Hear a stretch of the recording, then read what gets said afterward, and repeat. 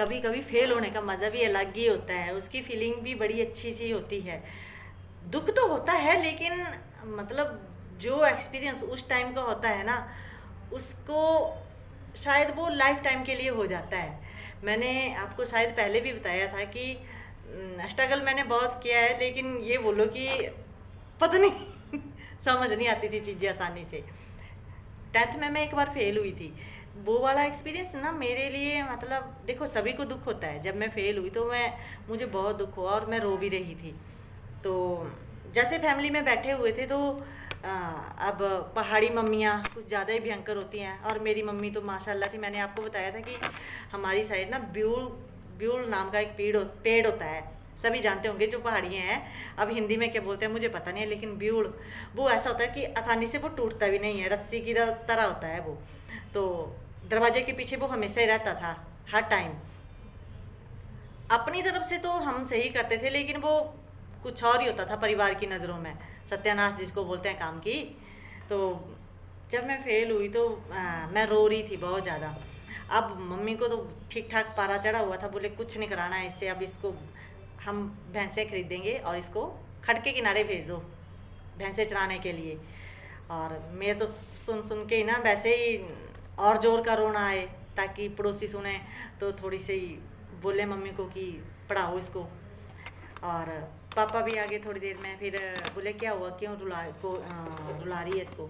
बोले ये फेल हुई है और भैंसे खरीद कर लाओ और उसको भेजना है, तो इसको कोई खर्चा नहीं मिलेगा आज के बाद। जो मिडिल फैमिली वाले होते हैं तो थोड़ा सा लगता है ना कि यार दोबारा से वही खर्चा करना पड़ना, वही टल रही थी मम्मी।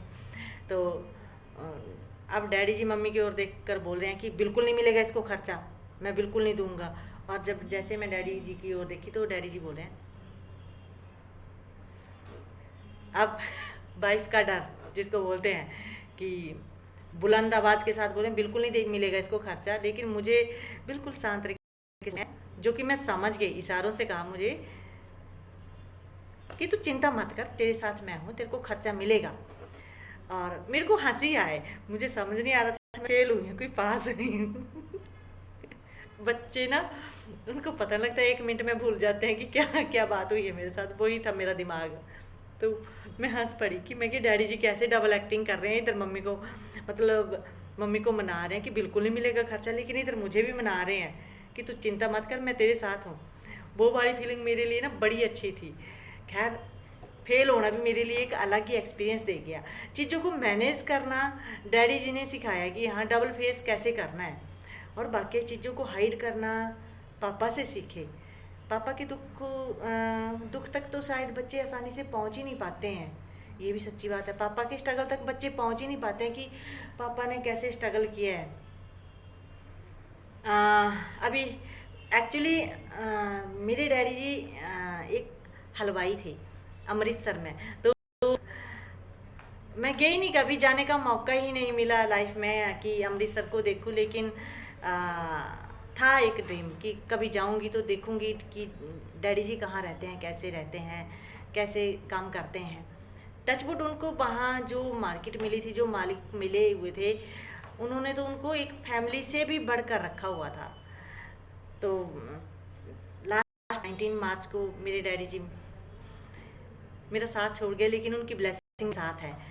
तो शायद उसी ब्लेसिंग का असर है कि आप सबको ये चीज़ें मैं बड़े आराम से, बड़ी इजीली शेयर कर पा रही हूँ कि पापा ऐसे होते हैं कि फेल होने का मतलब समझा गए कि जब फेल होते हैं तो रोना नहीं है, हारना नहीं है, और डबल फेस कैसे करना है, जिम्मेदारी कैसे निभानी है वो भी बता दिया कि अब वाइफ को कैसे मनाना है, बिल्कुल नहीं देना है खर्चा। इधर बेटी को मना रहे हैं कि तू चिंता मत कर, मैं तेरे साथ हूँ। दोनों चीज़ों को मैनेज कर लिया ना, मैनेज हो गई, इधर वाइफ भी खुश हो गई, इधर बेटी भी खुश हो गई। बड़ी अच्छी वाइब्स थी मेरे लिए, टचवुड। मतलब आप सबसे भी मैं इसलिए शेयर कर रही हूँ कि थोड़ा थोड़ा ना हमें कभी कभी ना डबल फेस करना पड़ता है।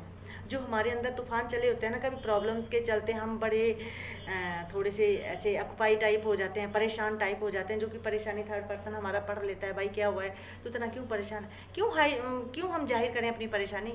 खुद फाइट करो, डबल फेस लेकर चलो अपनी परेशानी को अपने अंदर, और उसको सॉर्ट आउट करने के रास्ते ऐसे ढूंढो, मिल जाते हैं।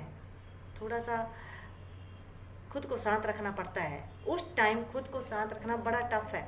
लेकिन जैसे लास्ट टाइम मुझे किसी ने कहा था कि जिस तन लागे सो तन जाने, तो सर मैं आपको एक बात बता दूं कि पर्टिकुलर ऐसा नहीं है किसी के लिए भी।